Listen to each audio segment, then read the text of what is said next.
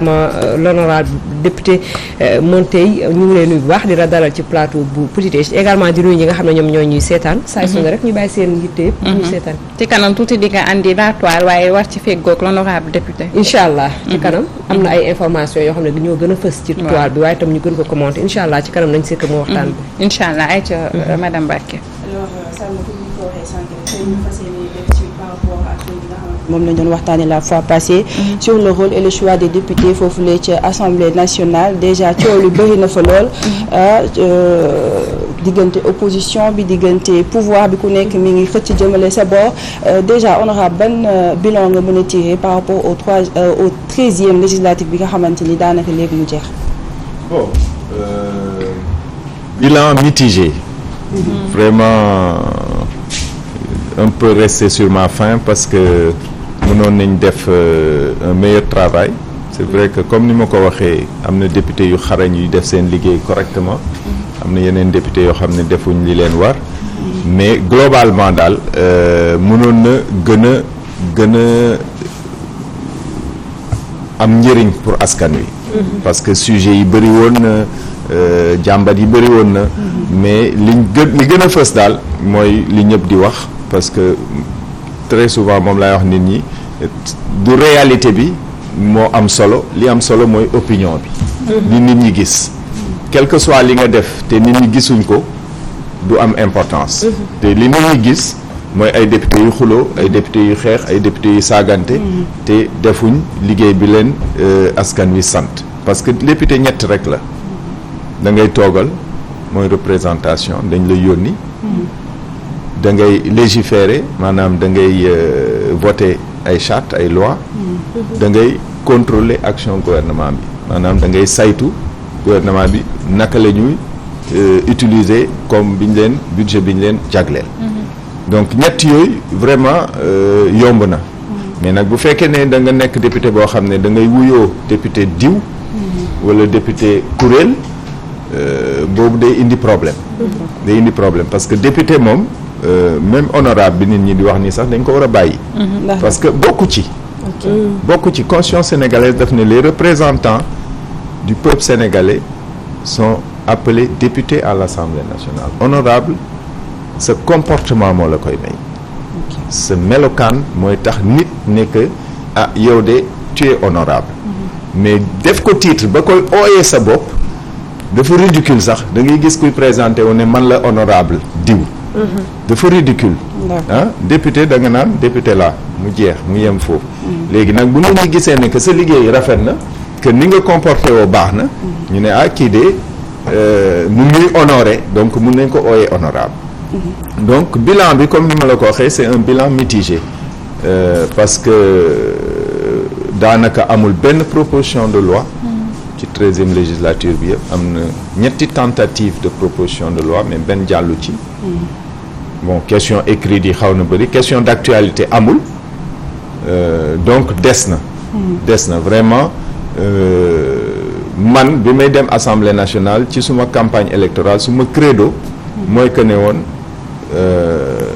réforme règlement intérieur Assemblée nationale loolu moo nekkoon suma chantier bi gën a mag donc bi ma ñëwee xeex nañ commencé ko def jublu nañ ci def ci liggéey bu xaw a yaatu mais benn partie rek lañ ci jël adopté ko li ci des ñu ne nañ xaar ba jëmu jamono ñu xalaataat ci te li ci desoon mooy li gënoon am importance moo nekkoon le statut du député parce que bi ma koy bind dama dem ba ne ci député bu absenté wu ñetti yoon ci commission technique dañu war a téq 10% ci salaire am député bu absenté tant de fois ci plénière dañu war a téq temps ci salaire am député bu saaga biir assemblée nationale dañu war a téq temps ci biir salaire am parce que sénégalais loolu rek la xam poste la xam donc boo fëggee poste bi rek mu commencé normal donc mais loolu bi ko gars yi gisee automatiquement député yi ci seen bopp ñoom noonu xaaral lii moom dafa xaw a kéemaane donc mun nañ xaar ba jëmu jamono ñu gën cee xalaat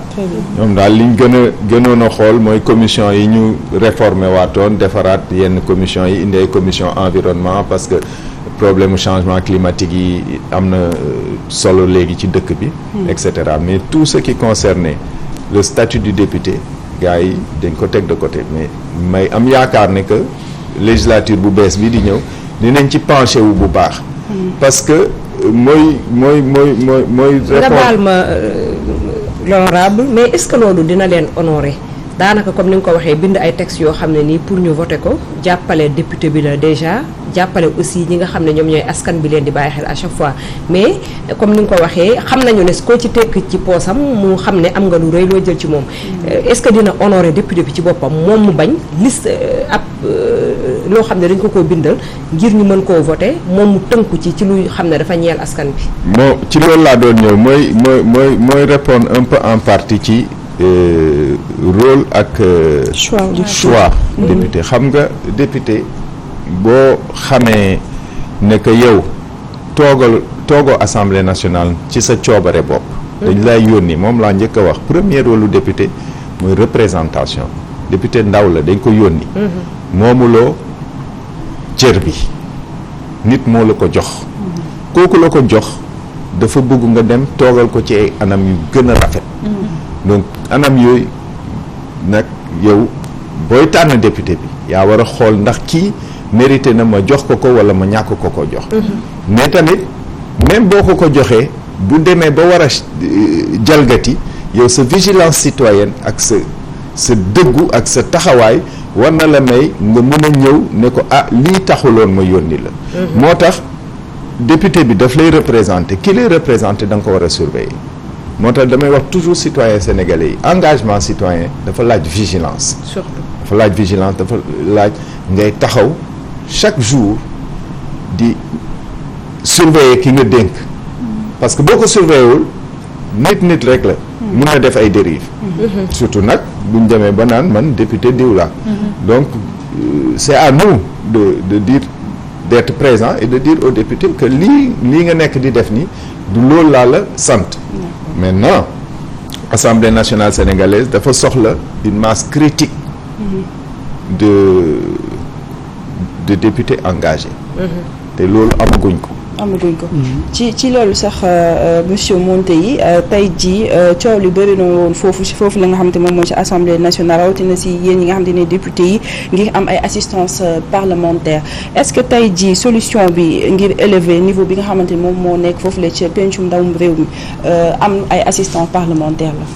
waaw assistant parlementaire yi dafay yombal liggéey bi day tax député bi mun a def liggéeyam ci anam yi gën a rafet parce que député bi dañ koy laaj mu prononcé wu ci sujet yu bëri alors que député bi du expert ci dara daanaka wala peut-être ci benn sujet ngay nekk expert.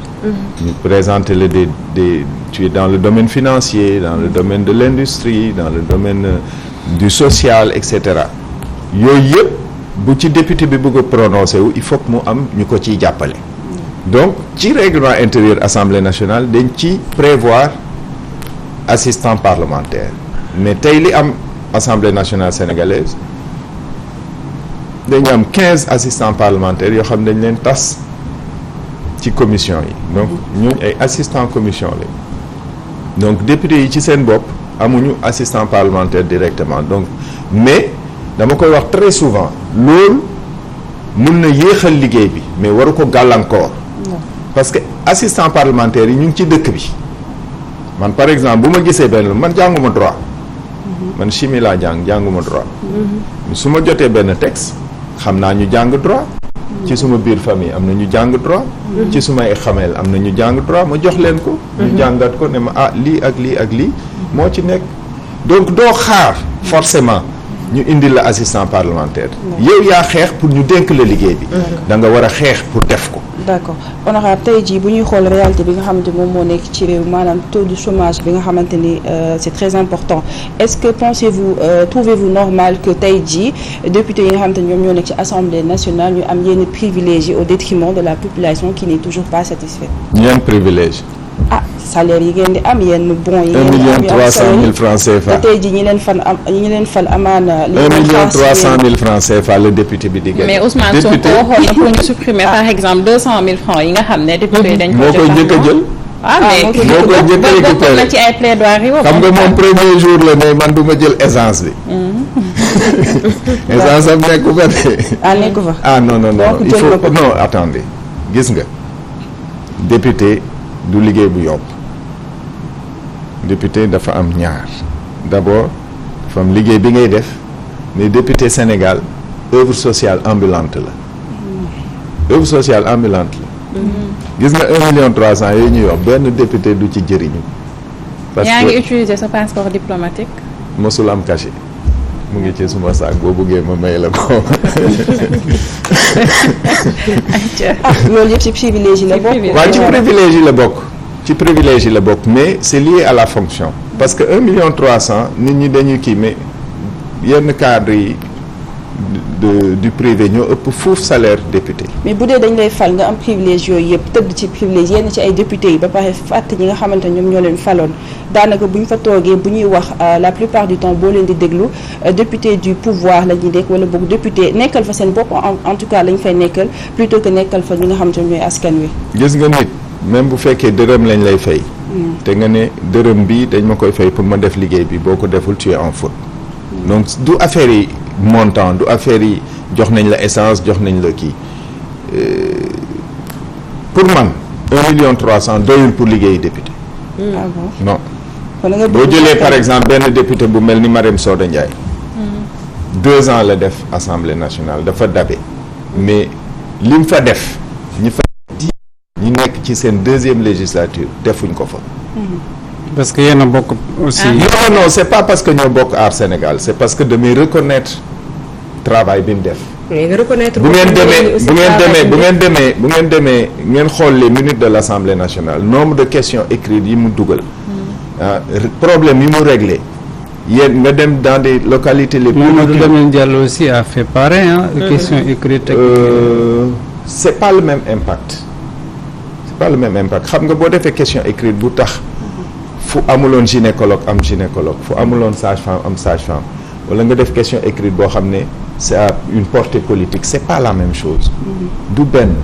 mais yow bu ma lay dégg sànq ba tey li nga wax ne moo nekkoon sama bët bi ngay dugg assemblée nationale maanaam fexe ba réformer lépp yenn tegg yi nangam mais dégguñ la ci li nga xam ne mooy parce que bu doon loolu mooy sama bët. impôt yi nga xam ne moom la Ousmane Sonko dénoncé assemblée nationale waroon nga njëkkee ci loolu. yan impôt.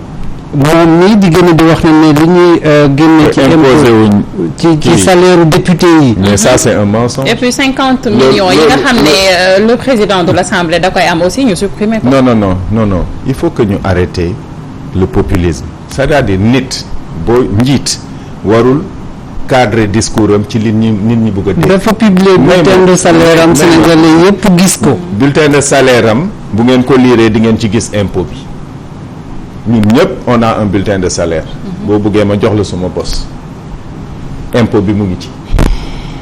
il faut que ñu arrêter yooyu c'est du populisme. mais loolu la wax nag man ñu koy dagg 1500 francs du yoon. non du 1500 francs justement. c'est combien. du 1500 francs il y a 2 impôts. parce que salaire député ñaari rubrique la dafa am indemnité am salaire. donc il y a 2 impôts su ngeen bëggee après émission ma jox leen ngeen def ko dans votre journal. vous le mettez où vous voulez ah. ma ne mën nañu ko leeral fii rek mu gën a yaatu. ce que je veux dire c'est que bëgguma dugg ci yenn détails yi di wax ci ñu nit wax. d'autant plus que qualifié nga li ñuy def c'est du populisme. foo nga dugg sax ci da nga war a def yow loo xam ne du populisme. moo tax ma ne la le meilleur moyen c'est que ma jox la suma bulletin de salaire jox la bulletin de salaire yi beneen député jox la bulletin de salaire yi beneen député nga comparer ko ngeen xam ne que député yi ñu ngi fay impôt. mais loolu dafa mënul nekk sax. mais li ñuy fay dafa tuuti. non mais impôt bi c'est un pourcentage amul lu tuuti lu rëy. non yow da ngeen waroon a bokk ci li nga xam ne mooy sa mbébét. li nga xam ne moom la député yi itam war a fay bokk ci enseignant bi lu mu war a fay. parce que keneen ak keneen. bu fekkoon ne député bi fay li mu war a fay ñu ne fayu li mu war a fay. impôt c'est un taux. du montant absolu c'est un taux dañ naan impôt sur le revenu c'est X%. X% boobu bu ñu ko appliqué ci 700000 mu joxe lii ñu xam ne loolu ngay fay impôt jeex na. d'accord mais comme yow plaidoirie yi ngay def sànq yaa ngi naan dama bëggoon ñu jël 10% bu dee saag nga assemblée. non il faut pas faire de l'amalgame. Khoudous rapidement ñu daaneel. Khoudous il faut pas faire de l'amalgame c'est-à-dire il y a li ñuy wax des pénalités sur un comportement. il y a ce que la fiscalité sénégalaise dit. Ça n'a rien à voir. C'est pas parce que député nga que dañ la war a imposer 40% wala 55%. Impôt c'est un taux, c'est une loi. C'est une loi. dañ ne tant de pourcent la loolu la ñuy appliquer ci montant bi. mu génne ñu wëyal gaaw balaa waxtu bi duñu xoj. ba tey jii rek seen taxawaay bi nga xamante ne am nañ foofu la ci assemblée nationale honorable bi ngay dugg foofu ci buntu bi nga jaaroon tey jii yaa ngi ci Aar Sénégal te yaakaar naa moom nga bëgg a jaaree pour nekkaat foofu la ci assemblée nationale choix boobu nan nga ko mën a expliquer. ban choix. le choix bi nga amoon commencement bi duggee si buntu. union citoyenne buntu bi. exactement mais nag xam nga. Sénégal suivre nga actualité bi xam nga li tax tout ça s'est passé. dañ la suspendre. voilà union citoyenne buntu bi après élection locale yi dañ ne que man dama am ay activité fractionniste et cetera ñu suspendre. usurpation de titre que damay dem ci plateau télé yi naan may président union citoyenne et cetera. donc bi ñu suspendre ñaari position ma mënoon am soit ma toog croiser les bras soit ma nekk en action. moi je suis un homme politique et je pense que am na njëriñ pour suma dëkk donc du ma toog di seetaan. il faut que ma continuer suma activité politique. donc j'ai mis en place benn plateforme citoyenne bu ñuy wax alternative citoyenne diso. ci cadre boobu la ñu rejoindre la coalition Aar Sénégal pour mun a dem ci jongante yi ñu jublu. léegi démissionné wu député bi parce que ci union citoyenne buntu bi nga demoon assemblée. non démissionné wu ma union citoyenne buntu bi. union citoyenne buntu bi dañ ma suspendre. ah oui instance yëpp dañu lay suspendre est-ce que comme gedd nga dem créer sa plateforme. dañ ko suspendre. léegi lan moo waral nga créer sa alternative nekk ci biir union citoyenne buntu bi. après bàyyi leen foofu dem Aar Sénégal parce que jàpp nga ni peut-être. moo ko def qu'est-ce qui me l'interdit. lan moo ko tere. peut-être éthique ak déontologie parce que nga ne il faut les aux élections te may ñu ko peut-être opportunité ban éthique. ban éthique ban déontologie. ginnaaw kay man am naa sañ-sañ dem di créer samay plateforme dem di fekk ji ñeneen. pareetuma pour ànd ak ñii. damay am éthique démissionné ci lii après ma dem. démissionné députation lu tax doo démissionné. lu tax ngay démissionné parce que bàyyi nga union citoyenne buntu bi. union citoyenne buntu bi faluma député. yow xam nga yaa ngi bañ député bi ne man député Macky Sall la. man mosuma revendiquer ne député union citoyenne buntu bi la. mais fa nga jaaree. non mooy sa porte pour nga dugg. non parce que il faut nga jaar am benn coalition boo xam ne moom ngay duggee sa tur fa lay nekk pour nga mën a dugg assemblée. absolument bien sûr dafay am ku lay investir. mais ki la investir falu la. c'est-à-dire il faut que ñu cohérent. Sénégalais yi ñoo la fal. Sénégalais yi ñoo lay fal. waaw mais ci liste la ñu la gisee fal la. non il faut que Khoudoss il faut qu'on soit cohérent. il faut pas que ñu continuer di wax xam nga bu nit ki revendiquer ne man bu ma doon wax ne man député union citoyenne buntu bi laa da ngeen may xas. non yow mosoo wax loolu quand même. sañu ma ko te du ma ko wax. parce que nekkuma député union citoyenne buntu. union citoyenne buntu bi c'est mon bébé. man maa ko créé en 2007. d'accord ak des gens. ba nga fay génn est-ce que am na ñu la topp. am na quasiment presque tous. quasiment presque tous bu ngeen xoolee liste union citoyenne buntu bi bu génnee di ngeen xam. ay ca yaa war a dàqaate kenn mënu woon dàq foofu. ci loolu kuréel politique kenn du ci dàqante. ay ca pour loolu terminer sax honorable législature bu nekk dañuy proposer ay assemblée de rupture lan moo tax rupture boobu ba tey ji mënugul ant ça tarde à se concrétiser. moom laa lay wax dañu soxla une masse critique de députés yoo xam ne ñëwuñ assemblée nationale pour défendre seeni kuréel mais ñëw assemblée nationale pour défendre askan wi. donc assemblée nationale Sénégal aujourd'hui 165 lañ ci 165 yi benn bokk yaakaar daanaka mooy yore 130 yi. donc cette majorité écrasante day dem ba nga xam ne débat bi du